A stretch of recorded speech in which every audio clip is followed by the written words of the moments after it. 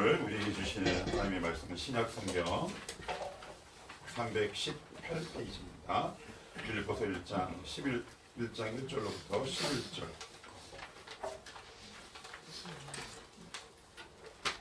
빌립보서 1장 1절로부터 11절입니다.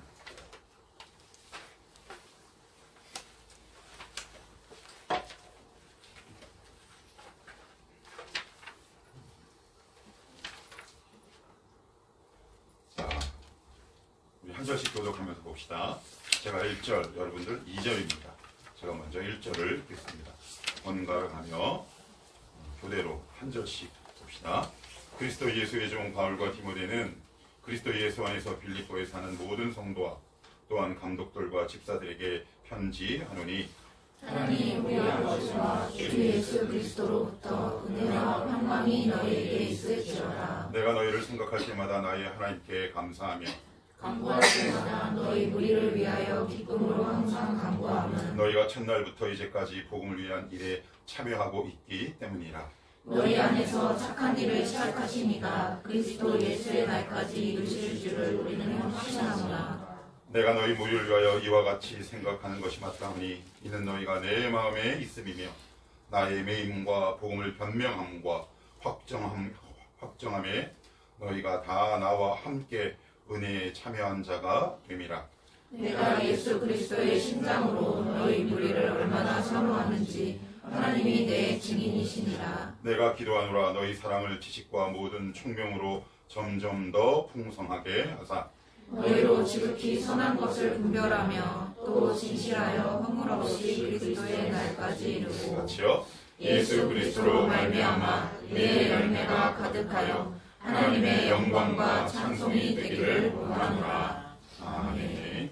기도합시다. 하나님 고맙고 감사합니다. 오늘도 하나님께서 우리에게 허락하신 진리의 말씀을 대면합니다. 성령 하나님 이 시간 우리의 마음을 활짝 열어주시고 우리 안에 쪼아리를 들고 있는 모든 악한 불순종의 영들이 하나님의 성령의 검 하나님의 말씀으로 모든 것들이 쫓겨가게 하옵소서. 우리의 영혼이 열리게 도와주시고 귀가 열리게 하시고 우리의 심령이 살아계신 하나님의 말씀 앞에 온전히 드러나는 이 시간이 되게 하여 주옵소서. 하나님의 말씀은 살아있고 운동력이 있어 좌우의 날선 어떤 검보다도 예리하다 증언하고 있습니다. 하나님 이 예리한 검을 통하여 우리의 삶이 해석되게 하시고 우리의 영혼이 조명되는 은혜의 자리가 되게 하옵소서. 예수님의 이름으로 기도하옵나이다. 아멘.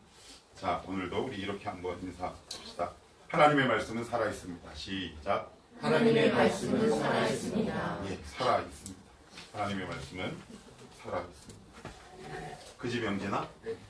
병진이가 증인이야, 그지요?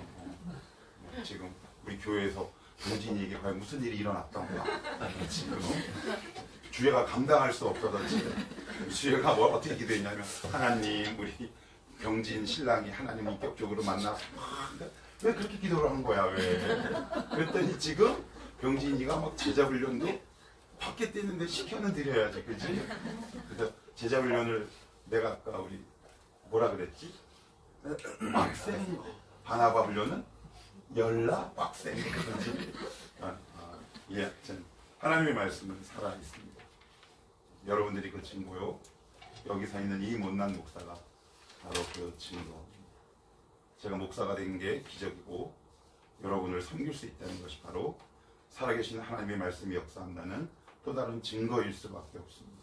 오늘도 이 살아계신 하나님의 말씀이 여러분들의 심령 가운데 깊이 각인되고 새겨지는 은혜의 자리가 되었으면 좋겠습니다. 말씀을 통해 은혜 받으면 제가 여러 차례 여러분들에게 말씀드린 것처럼 나의 삶이 해석된다고 그랬어요. 그래서 고린도전서 11장에 사도 바울은 1600년의 시간을 통틀어 통찰하며 이렇게 얘기하죠. 이스라엘 공동체가 광야를 지난 그 삶을 홍해를 지난 것을 세례로 해석해요. 무슨 얘기예요? 하나님의 말씀이 1600년의 시간을 거슬러 올라가는 거예요. 그래서 말씀에 붙들린 사람들의 특징은 뭐냐면 나의 상황과 나의 영혼을 통찰하고 해석할 수 있는 하나님의 은혜와 총기가 우리의 삶 가운데 펼쳐져요. 아멘. 이것이 단순히 이 목사의 외침이 아니라 여러분들의 삶 가운데 구현될 수 있기를 축복해요. 그래야 내가 정체성을 가지고 살아갈 수 있더라고요. 저를 보니까 그래요. 저를 보니까. 그래서 오늘도 하나님의 말씀을 함께 한번 알아봅시다. 자, 오늘은 우리 설교를 듣기 앞서서 여러분들에게 제가 부탁을 하나 드릴게요. 두 가지 단어를 먼저, 오늘은 좀 이미지 메이킹이 좀 필요한데 같이 한번 따라해 보십시다. 법정, 시작. 법정. 예, 법정. 뭐라고요? 법정. 법정이 뭐가 있나요? 법정하면 딱 네 사람이 있죠. 판사, 검사, 변호사, 피고인. 그죠? 자, 두 번째 단어는 따라합니다. 감옥. 감옥. 예, 오늘 여러분들께 설교를 드리면서 법정과 감옥을 머리 이미지 메이킹을 한번 해보시는 거예요. 그래서 이것만 그냥 따라 보십시오. 그래서 오늘 두 가지. 법정, 감옥. 법정에는 네 부류의 사람이 있어요. 판사, 배심원 포함해서, 그죠? 그 다음에 검사, 변호사, 피고인. 그리고 두 번째 단어는 감옥이다. 이렇게 제가 말씀을 드렸어요. 오늘은 설교 제목을 제가 이렇게 한번 정해봤습니다. 착한 일을 시작하신 하나님. 오늘 설교에 들어가기 앞서서 한 영화의 대사를 제가 여러분들에게 한번 얘기해 볼게요. 제가 새벽 기도 때 잠깐 얘기했는데 제가 대상을 틀리게 얘기했더라고요. 넘버 3 영화 혹시 기억나십니까? 넘버 3라는 영화가 있어요. 거기 누구 나오냐면 출연진이 송강호 나옵니다. 넘버 3. 자, 댁에 가셔서 넷플릭스나 아니면 다운받아서 한번 보셔보세요. 우리 예담자매는 봤나? 너무 거룩해. 안 돼. 우리는 문화를 이렇게 향유하면서 살아야 돼. 봤나, 지사님? 그렇죠. 내가 무슨 영화 홍보대사도 아니고. 거기에 누가 나오냐면, 송강호. 끝내주죠. 한석규. 최민식. 끝났다. 그죠? 우리나라 3대 연기 끝판왕이 다 나오는데, 거기 한석규가 한 중간 보스 역할을 하는데, 부인이 누구냐면, 그 유명한 이미연. 아나 이미연? MG는 몰라. 요거 알면 4050이야. 혹시 이미연 아나? 같은 세대야. 같은 세대야. 이미연이랑 밥을 딱 먹으면서 이렇게 얘기해. 오빠, 나 몇 프로나 믿어? 그랬더니 한석규가 라면을 탁 먹으면서 이렇게 얘기해. 너? 51%. 왜 51%만 믿어? 그러면서 그래. 한석규가 너 사랑이 뭔지 알아? 사랑은 상대방을 90% 이상 믿는 거야. 근데 왜 나는 51%? 많이 믿어주는 거야. 내가 너 말고 다른 놈들은 49% 이상 안 믿어. 그냥 감사한 줄 알아. 그랬더니 그런가? 그러더라고. 그죠? 그러니까 누군가를 51% 믿는다는 거 참 쉽지 않아요. 그죠? 왜냐면 과반수가 넘어간 거잖아. 그러니까 신뢰에 좀 더 가까운 이야기. 제가 갑자기 이야기를 왜 하냐면 또 하나 영화 일을 하나 더 할게요. 역시 마찬가지로 제가 좋아하는 송강호 배우 영화인데 그 유명한 변호입니다. 변호. 그 라스트 씬과 하이라이트 씬 가운데 이런 대사가 있어요. 너 국가가 뭔지 알아? 그랬더니 국가라. 대한민국 헌법 제1조 2하 모든 주권은 국민으로부터 나온다. 국가란 국민입니다. 이렇게 외치는 대사가 나와요. 그래서 제가 그 연기가 아니라 그 대사, 그 다음에 그 영화 배우의 몰입도, 그래서 그 짤들을 참 여러 차례 봤어요. 진짜 수십 번 본 것 같아요. 근데 보고 또 봐도 질리지가 않더라고요. 그래서 아까 제가 앞에서 두 단어 말씀을 드렸어요. 법정, 감옥이에요. 그래서 오늘 이 말씀을 따라서 하나님이 여러분들에게 어떻게 역사하시는지 한번 말씀 안으로 우리 차근차근히 두 단어를 이미지 메이킹하면서 들어가 보도록 하십시다. 먼저 1장 1절입니다. 시작. 그리스도 예수의 종 바울과 디모데는 그리스도 예수 안에서 빌립보에 사는 모든 성도와 또한 감독들과 집사들에게 편지하노니. 예, 우리 교회 이름이 뭔가요? 청월함 교회. 청월함 교회의 뜻은 청년, 어부, 사람의 준말이에요. 또한 두 번째는 청출어람의 의미이기도 해요. 사전 찾아보시고 그래서 우리는 청년, 어부, 사람. 근데 여기 보면 빌립보서라는 얘기는 빌립보 교회에 보낸 편지란 뜻이에요. 그런데 왜 보냈는지를 알아야 될 거 아니에요. 그죠? 그래서 간략하게 설명하면 요 교회는 사도 바울이 2차 선교 여행 때 사도행전 16장에 보시면 자세하게 나오는데 거기 약 4명에서 5명 정도가 출발했어요. 요 소신서 쓰기 약 10여 년 전에 몇 명이 개척교회를 시작했다고요? 4명에서 5명. 처음에 제가 청원함교회를 맨 처음 딱 시작했을 때 저희 식구 4명과 식만수, 지금은 없지만 민수랑 여기서 딱 예배를 드렸어요. 그런데 10년이 딱 흘렀는데 오늘 요 나온 단어들을 보면 되게 재미있어요. 제가 한번 들어가 볼게요. 자, 여기 이런 표현이 나와요. 지금 교회를 개척한 지 대충 몇 년 정도 지났다? 10년 정도 지났어요. 이 편지를 쓸 때가 AD 61년. 그리고 이 교회를 개척했을 때가 AD 40 몇 년이에요. 약 11년 정도의 시간의 편차가 있단 말이에요. 10년 정도의 흐른 그 지점에 어떤 일이 발생했냐면 이렇게 적고 있어요. 제가 한번 읽어볼게요. 모든 성도와 또한 그 다음 뭐예요? 감독이에요? 감독들이에요? 들. 집사예요? 집사들이에요? 이게 무슨 얘기냐면 빌립보 교회가 10년 만에 폭발적으로 성장합니다. 그래서 감독은 목회자를 얘기해요. 그래서 집사는 죄송해요. 서리 집사가 아니야. 안수 집사예요. 항존직이란 말이에요. 그런데 목회자들이 많고 여기서 목회자들이라는 표현을 쓴 걸 봐서는 최소한 서너 명 이상 돼요. 그러면 우리는 어느 정도 유추할 수 있어요. 우리 교회는 뭐 목회자들 몇 명 정도 돼? 맞아, 몰라. 그게 정답이야. 소망교회만 해도 부목사만 28명이니까. 그러니까 대충 학자들이 이야기하기를 빌립보 교회는 아마 목회자들이 5에서 10명 사이일 거다. 그러면 대충 교인 수가 몇 명 정도 될까요? 수백 명 정도 되죠.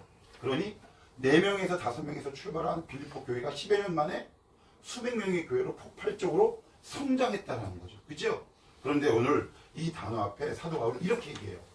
빌립보 교회가 성장하고 부흥한 이유는 바로 예수 그리스도 아니다라는 단서를 딱 답니다. 제가 한번 읽어볼게요. 1장 6절. 그리스도 예수의 종 바울과 디모데는 그리스도 어디 안에서? 예수 안에서. 예수 안에서 빌립보에 사는. 그러니까 빌립보 교인들은 늘 예수 안에 머물기를 힘썼던 것 같아요. 그런데 우리의 고민이 있어요. 예수 안에서라는 말을 들어본 적 없는 사람. 거의 다 들어봤어요. 그죠?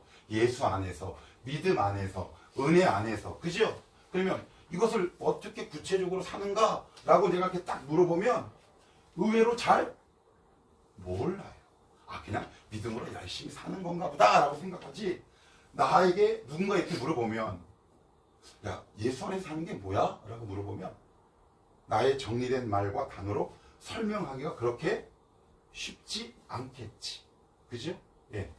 그런데 오늘 사도 바울은 1장 3절로부터 예수 안에서 사는 것이 바로 이런 것이다 라고 우리에게 예시를 들어주고 있어요. 어디를 이제 보시냐면 자, 여기를 한번 봅시다. 3, 4, 5절 같이 한번 읽어봅시다.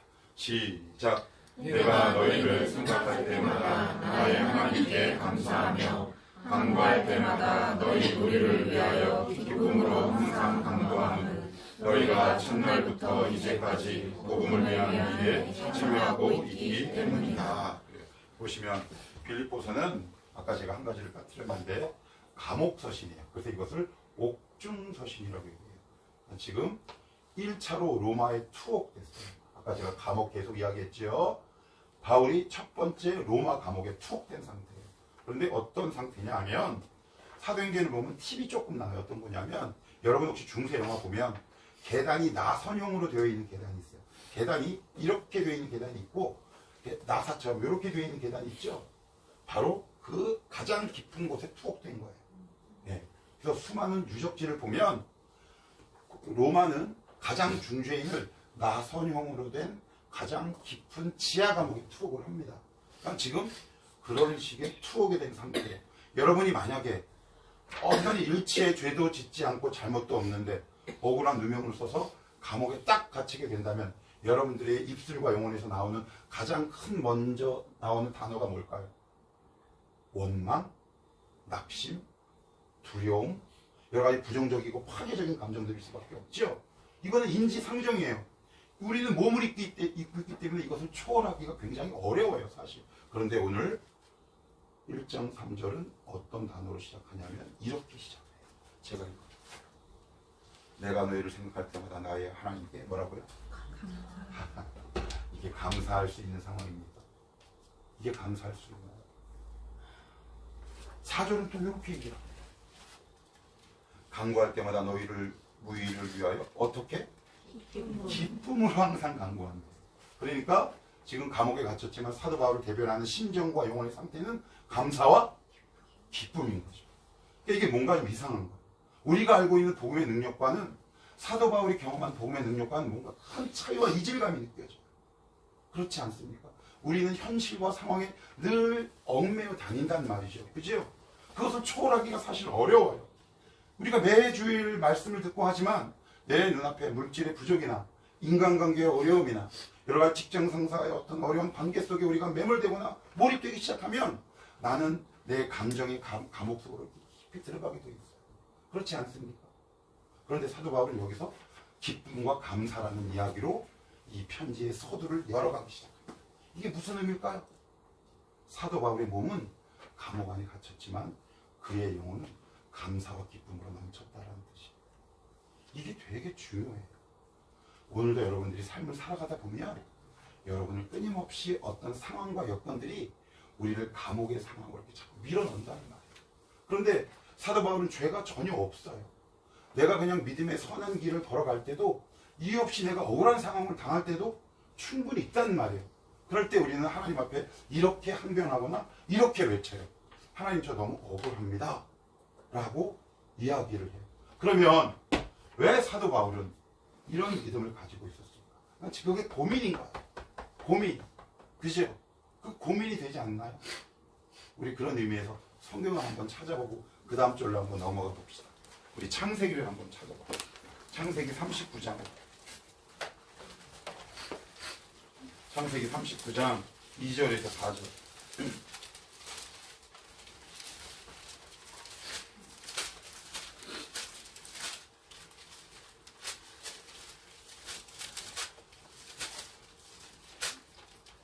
(39장) 2절에서 4절.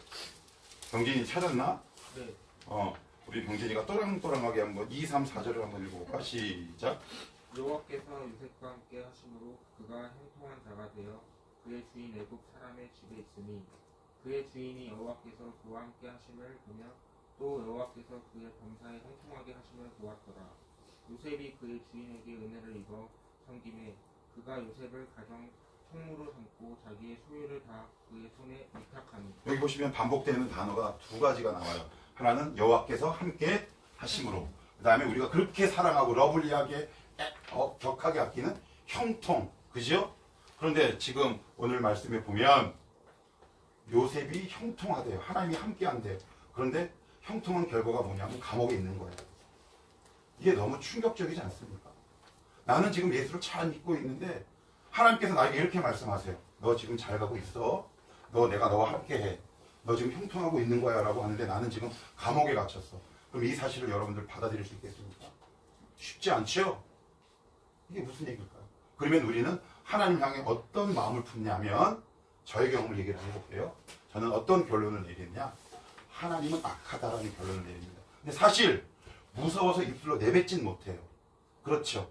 그래서 우리 마음속에 하나님에 대한 이미지가 어떻게 각인되냐면, 나쁜데 살아있고 좋은 것 같은데 나쁜 어떤 회색지대, 뉴트럴을 우리가 딱 있게 되는 거죠.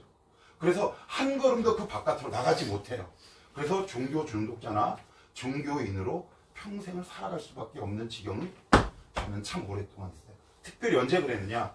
제가 신대원 학교 다닐 때 가장 뜨거울 나이, 이 못난 놈이 신대원, 그 어렵게 하루에 14시간씩 공부해서 장신대 신대원 딱 들어갔는데 수많은 아이들은 성경 충만해서 난리인데 저는 이미 오래전에 하나님께 받은 상처가 있었어요. 교회가 깨졌거든요. 그 상처를 안고 신학교에 딱 들어갔는데 모든 것을 냉소적으로 보기 시작하는 거예요. 시니컬하게 보기 시작해요. 그런데 하나님을 떠날 수 있을까 없을까? 없어. 예배에 빠질 수 있을까 없을까? 없어. 사역을 그만둘 수 있을까 없을까? 없어. 그러니까 나는 어디에 있어? 중간자의 위치에 있는 거야. 그런데 나를 이 중간자의 위치에 둔 가장 큰 이유는 뭐예요? 하나님은 착하지 않다라는 결론이 내 안에 있어요. 여러분, 신앙의 대부분의 흔들림과 두려움은 어디서 또 출발하냐면 하나님은 선하지 않다라는 그 출발점으로부터 시작합니다. 여러분, 신앙을 말씀을 통해 역추적해서 여러분들 영혼 가운데 들어가 보면 어디와 맞닥뜨리게 되느냐? 하나님은 결코 나에게 착하지 않다라는 결론. 그 결론이 있다 보니까 나의 신앙이 자라가지 않다. 하나님께서 나에게 어떤 일을 행하셔도 모든 일을 불안과 두려움의 대상으로 바라보기 시작해요. 여러분, 사기꾼들이 의심이 많을까요? 아니면 적을까요? 얘가 나에게 왜 이렇게 환대하나? 이게 하나님을 향한 시선과 나의 관점이 그렇게 한쪽으로 모아지면 하나님이 나를 아무리 환대하고 사랑하고 너를 착하고 기쁘다고 말씀하셔도 그 말씀이 내 안에 믿어지지 않아요. 그래서 사도 바울은 6절에 딱 이렇게 지적해요. 6절을 같이 한번 읽어봅시다. 자, 6절입니다. 빌립보서예요. 빌립보서 1장 6절. 자, 같이 한번 읽어봅니다. 시작. 너희 안에서 착한 일을 시작하시니가 그리스도 예수의 날까지 이루실 줄을 우리는 확신하노라. 우리 안에 어떤 일을 시작하셨다고요? 착한 일. 누가요? 하나님이. 이게 헬라 원어는 이렇게 되어 있어요. 선하고 보기에 좋다라고 되어 있어요. 혹시 여러분, 하나님이 여러분들이 행하시는 일들이 선하고 보기에 좋다고 믿으시나요? 그런 경우가 가끔 있어요. 그런데 거의 대부분은 하나님이 나에게 어떤 일을 행하실 때 우리는 가장 먼저 들여온 두 감정이 뭐냐면 불안함과 두려움. 그래서 저는 예전에 이렇게 기도했어요. 하나님, 저에게 믿음을 주시옵소서. 맞아요. 믿음이 부족해요. 저는 그냥 그걸로 끝나는 줄 알았어요. 그런데 더 깊은 근본적인 원인이 제 안에 있더라고요. 그게 뭐였냐면, 여러분들 한번 들어보세요. 하나님이 나에게 아무리 선하다고 말씀하셔도 그것을 있는 그대로 받아들이지 못하는 악함이 내 안에 있었어요. 그래서 제가 최근에 이 말을, 이 간증을 했어요. 우리가 지금 예배당 이전을 눈앞에 두고 있어요. 처리해야 될 것들이 산적해 있습니다. 되게 복잡해요. 물질, 계약, 인테리어, 꾸미는 거. 근데 이 생각을 자꾸 이렇게 하다 보니까 하나님이 선하고 착하다는 사실을 내가 딱 망각하게 되죠. 그래서 어느 날 하나님이 이 말씀을 저에게 딱 주세요. 내가 너에게 행한 이 선하고 착한 일을 넌 왜 자꾸 두려움으로 받고 있느냐. 그래서 제가 어떻게 했는지 아세요? 하나님 감사합니다. 라고 제가 설교 가운데 이렇게 하나님 앞에 고백했어요. 하나님, 착하고 선한 일을 시작하신 하나님을 신뢰합니다. 나의 악함을 고백합니다. 하나님께서 나에게 시작하신 이 선하고 착한 일들을 선하고 좋은 일로 볼 수 있는 그런 마음을 나에게 주시옵소서. 오늘 제가 앞에서 두 단어 얘기했어요. 무슨 단어요? 법정. 이제 우리 법정으로 가보는 겁니다. 여기가 법정이에요. 제가 판사. 오늘도 사단은 하나님을, 우리는 피고석에 앉아있어요. 그러면 우리 예담 양에게 이렇게 얘기합니다. 예담아, 너 하나님이 착하고 선하다고 생각해? 그런데 우리 안에 뭔가 남아있는 쓴뿌리나 상처들이 있으면 뭐라고 얘기하냐면 사단은 하나님은 악해라고 얘기합니다. 그럼 피고석에 누가 앉아있을까요? 예수님이 앉아있죠. 그래서 정죄하기 시작합니다. 그럼 변호인은요? 성령 하나님이 변호하시죠. 우리 주님은 선해. 여러분, 혹시 하나님을 혹시 악하다고 혹시 정죄하는 검사의 위치에 여러분들이 혹시 앉아있지 않습니까? 그러면 내 신앙이 위축되고 역사가 일어나게 버려요. 그래서 제가 요즘은 늘 이렇게 기도합니다. 하나님은 착하고 선한 분이심을 제가 깊이 신뢰하게 하옵소서. 아까 한석규가 이미연을 몇 프로 믿는다고요? 51%. 이제 제가 51%입니다. 참 못났죠? 전에는 49%도 믿지 못했어. 그러니 하나님의 선하심을 볼 수 있는 눈이 제 안에 열리기 시작해요. 하나님은 여러분들에게 오늘도 다양하게 역사하기 시작합니다. 내가 갑자기 동의 없이 우리 수민이 얘기를 시작해서 미안한데, 내가 수민이 얘기 금요일에 끝나고 이렇게 얘기했어요. 수민아, 제자훈련 받자. 그랬더니 나의 이 말이 악한 소식이 된 거지. 나쁜 소식인 거야. 굿 뉴스가 아니라 배드 뉴스가 된 거야. 그지 수민아? 기여 안 기여? 네. 기여지, 그지? 그래가지고 얼굴이 그냥 성령 충만이 아니라 그냥 도깨비 충만 아주 그냥 그런데 이제 새벽에 딱 있는데 장문의 문자가 앞에 왔어.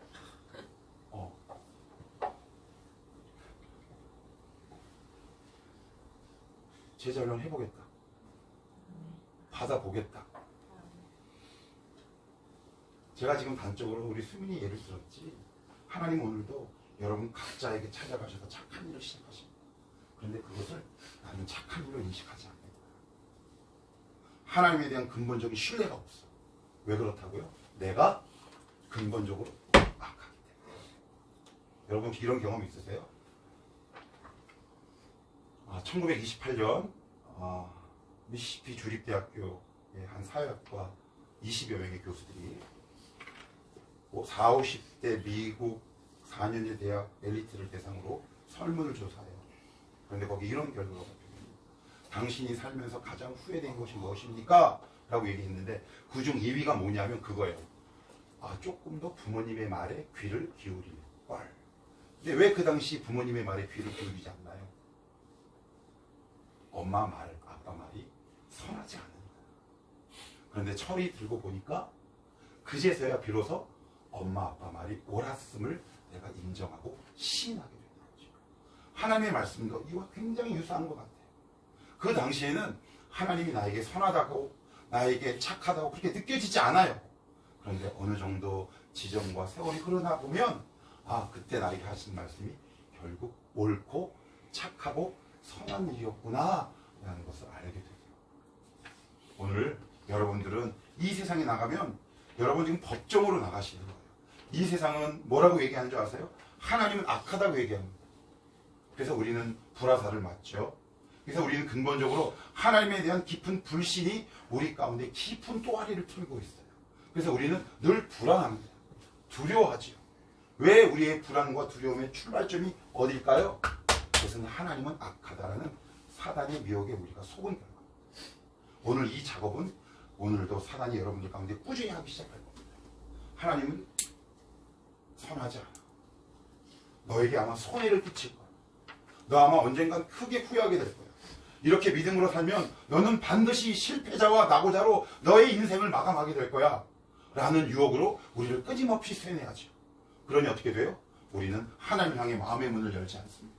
하나님이 착하고 선하다는 사실에 우리는 시인하지 않는 거죠. 그래서 우리는 두렵죠. 그래서 내가 지금 하나님이 착하고 선하다라고 느끼고 있는지 판별하는 판별식이 딱 있어요. 두 단어로 귀결돼요. 두려움과 불안함.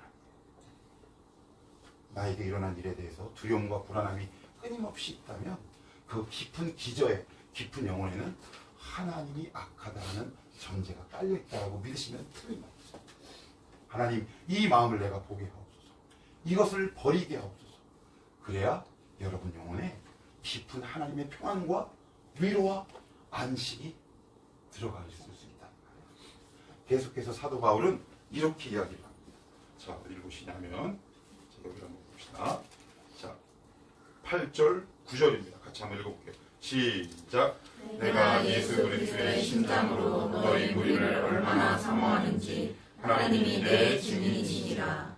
내가 기도하노라. 너희 사랑을 지식과 모든 총명으로 점점 더 풍성하게 하사. 그래요. 여기 보시면 예수 그리스도의 심장으로 이런 단어가 나오고 9절에 이렇게 얘기합니다. 내가 기도하노라. 무슨 이야기일까요? 예수 그리스도의 심장으로 기도하는 겁니다. 사실 누가 누구를 위해서 기도해야 합니까? 빌립보 교인이 사도 바울을 위해서 기도해야 돼요. 그게 정상이죠. 어떻게 해요? 감옥에서 빨리 풀려나오고. 그런데 사도 바울이 오히려 갇혀있는 자가 밖에서 자유인의 삶을 살고 있는 빌립보 교인을 향해 그를 위하여 그리스도의 심장으로 기도한다고 했어요. 이게 무슨 얘기일까요? 그리스도의 심장, 그리스도의 마음. 그래서 제가 이렇게 표현했어요. 기도할 때마다, 누군가를 위해서 기도할 때마다 마음이 찌릿찌릿해지는 이런 느낌들을 혹시 여러분들 갖고 있나? 그죠? 이게 그러니까 제정신이 아닌 거죠. 왜 그럴까요? 왜 그럴까요? 이 출발은 과연 뭘까요? 사도 바울은 감옥에 있었지만 하나님이 선하다는 사실을 붙들고 있었던 거죠. 하나님은 선하셔. 내가 비록 감옥에 갇혀 있지만 하나님은 선하셔. 그러니 이 담대함이 감옥에 갇혀 있는 바울이 감옥 밖에 있는 빌립보 교회를 향해 기도할 수 있는 거예요.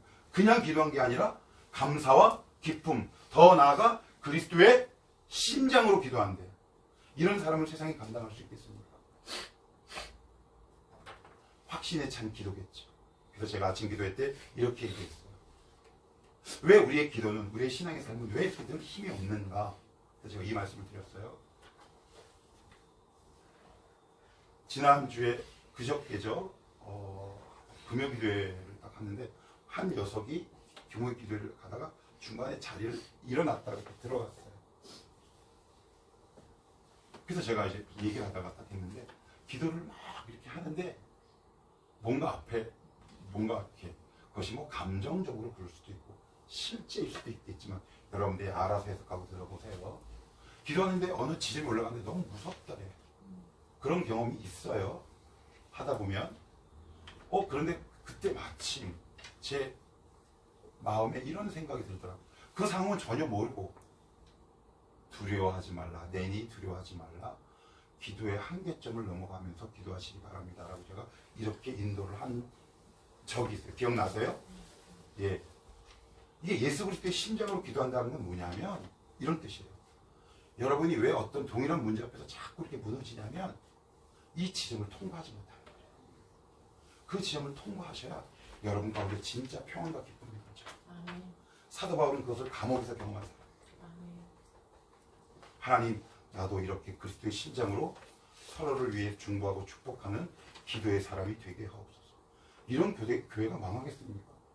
망할 수 없는 거죠. 망할 수 없는 거예요. 하나님 오늘도 이 부문을 향해 우리에게 이렇게 외치고 있어요.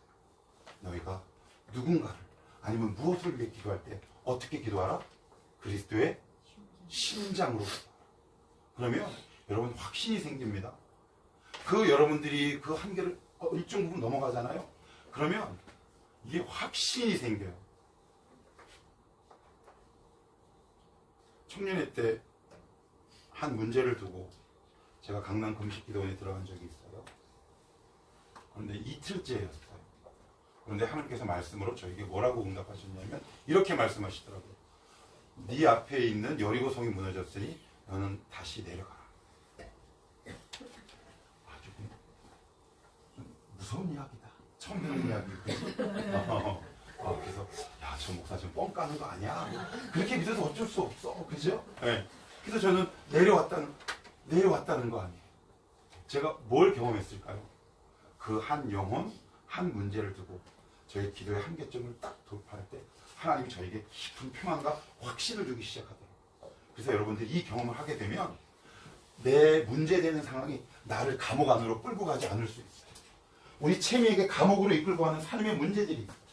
신영석 집사님을 끌고 들어가는 삶의 감옥 같은 문제들이 있단 말이에요. 있어요, 없어요? 있어요. 그런데 내가 그 안에 갇히지 않게 되는 거지. 내가 자유함을 누리게 되는 거예요. 이런 교회가 없어지겠습니까? 그리고 나서는 사도 바울이 마지막으로 빌립보 교회 향해 이렇게 권면합니다. 자, 여기를 한번 봅시다. 9절에서 11절 같이 한번 봐요. 시작. 내가 기도하노라 너희 사랑은 지식과 모든 총명으로 점점 더 풍성하게 하사 너희로 지극히 선한 것을 분별하며 또 진실하여 허물 없이 그리스도의 날까지. 여기까지만 볼게요. 여기 보시면 사도 바울이 가장 큰 기도 제목 두 가지래요. 자, 여기 보시면 9절에 내가 기도하노라 너희 뭐를요? 사랑을. 다른 수식어고 다 빼고 사랑을 풍성하게 하사. 10절은 지극히 선한 것을 분별하여 또 진실하여. 사도 바울이 기도하는 기도의 두 가지 기도 제목 뭡니까? 사랑과 진실하기를 위해서 기도해요. 이게 무슨 말일까요? 성도의 표징이에요. 성도하면 가장 먼저 대표되는 단어가 사랑과 진실이라는 거예요. 그런데 11절은 이렇게 얘기해요. 제가 좀 더 가야 되는데 시간이 많이 가서 조금 빨리 마무리할게요. 11절. 예수 그리스도로 말미암아 의의 열매가 가득하여 하나님의 영광과 찬송이 되기를 원하노라. 이게 무슨 얘기냐면 요거만 하고 마무리할게요. 여러분 연말 되면 각종 시상식이 있죠. 저는 최근에 몇 년 근래 가장 감동 깊은 시상식 코멘트가 천호진 씨 코멘트였어요. 여보 미안하다. 이거 봤는데 30몇 년 걸렸다. 근데 너무 멋있더라고. 그래서 한 번은 어떤 유명한 한 배우가 나와서 이렇게 얘기를 합니다. 하나님 이 상을 받게 해주셔서 하나님 앞에 영광을 올려드립니다. 많이 들어보셨죠? 그래서 우리는 그게 소원이고 비전이죠. 섞고 있는 거다. 바보들. 사도 바울은 사랑과 진실이 하나님 앞에 영광을 돌리는 제일의 조건이다. 여러분 속지 않으셔야 돼요. 제가 신집사님 한번 예를 들어볼까요? 죄송해요. 보통 어른들이 되면 교회를 뭔가를 해야 돼요. 헌금을 한다든가 건축을 한다든가. 그리고 이걸 못하면 영광이 안 된다고 생각합니다. 그런데 오늘 성경은 신집사님이 하나님 앞에 영광 돌리는 방법은 헌금과 건축이 아니라 하나님이 기뻐하시는 사랑과 진실의 사람 되는 겁니다. 그것이 영광 되는 겁니다. 그런데 우리는 자꾸 뭔가를 해야 한다고 생각해요. 그러면 그걸 못하면 기가 죽죠. 그래서 교회 와서 당당하지 않아요. 늘 기가 죽습니다. 교회에 헌금을 해야지 내가 하나님 앞에 영광 올린다고 생각해요. 그런데 오늘 말씀에 보면 행동과 태도에 관한 얘기가 아니라 됨됨에 관한 이야기가 우리의 성품에 관해서 성경은 증언하고 있어요. 결국 우리의 성품이 그리스도의 장성한 분량에까지 이르기까지 인격과 성품이 가다듬어지는 것을 하나님 앞에 영광과 찬송이 되는 것. 그래서 여러분 지금 여러분의 환경은 하나님이 너무나 다 잘 알고 계세요. 그러니 부담 가지실 필요 없어요. 그러면 이 개척교회를 섬길 때 어떻게 섬기면 될까요? 하나님! 이 교회를 섬기기에 부족함이 없도록 내가 사랑과 진실한 성도가 되게 하옵소서. 그것이 하나님 앞에 영광과 찬송이 되는 겁니다. 그래야 여러분들이 자유한다는 말이에요. 그래야 개척교회에 대한 부담이 없어요. 그런데 우리는 자꾸 뭔가를 하지 못하니까 자꾸 위축돼요. 그래서 가끔 가다가 명함을 보면 이런 분들이 있어요. 목사들 가운데 나쁜 놈들. 교회 몇 개를 세우고 그런데 인품이 개차반이에요. 사랑과 진실은 조금도 없어. 그러면 진실이란 말은 뭘까요? 자, 따라합시다. 투명함. 네, 투명함에서 나오는 거예요. 그리스도인인데 투명하지 않아. 그리스도인인데 물질에 투명하지 않아. 인간관계에 투명하지 않아.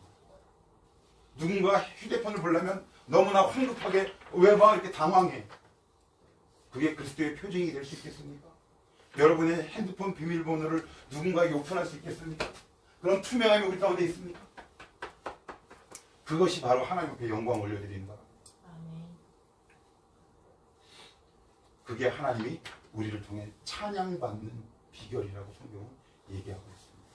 그래서 개척교회를 섬기실 때 여러분 가운데 부담감이 있을 수 있죠. 있잖아. 그죠? 예. 뭐 없는 것 같아. 내가 막 있어야 된다고 막. 근데 이근가 성경은 없는디요? 내가 우리 교회는 나보다 믿음이 더 좋아. 감사해. 부담이 있을 수 있습니다. 그런데 오늘 이 말씀을 딱 붙드세요. 뭐라고요? 하나님 앞에, 사람 앞에서 사랑이 있는 사람, 진실한 사람이 되므로 하나님 앞에 영광과 찬송이 되게 하여 주옵소서. 그럴 때 하나님은 우리를 통해 영광 받으신다. 그래야 내 신앙이 자유롭고 당당할 수 있다. 이제 말씀을 정리할게요. 하나님은 우리 가운데 착한 일을 시작하시는 거죠. 이 착한 일에 대한 확신이 없으면 우리는 우리가 눈에 보이는 환경이라는 감옥 안으로 들어가기 마련입니다. 그죠? 그런데 하나님께서 착하고 선하신 분이다 라고 내가 믿고 검사가 아니라 변호인이 된다면 어떤 상황 속에서도 그 신실하시고 착한 일을 시작하신 하나님을 믿고 그 감옥에서 나올 수 있는 거예요. 그런데 우리는 자꾸 하나님이 감옥으로 밀지 않아도 우리가 스스로 감옥에 기어 들어가죠. 그죠? 내 감정이 감옥으로 자꾸 들어가요. 거기서 나오랍니다. 거기서 나오시고 오늘도 이 기도의 제목으로 여러분들이 한 주간 버틸 수 있기를 바랍니다. 하나님은 저에게 착하고 선한 일을 시작하신 분입니다. 아멘. 이것을 믿고 신뢰하게 하옵소서. 아멘. 그럴 때 여러분 가운데 있는 두려움이나 불안함이 사라질 줄로 믿는 게 아니라 정말 사라집니다. 아멘. 이런 믿음의 역사가 우리 청아람교회 공동체 가운데 있기를 축복합니다.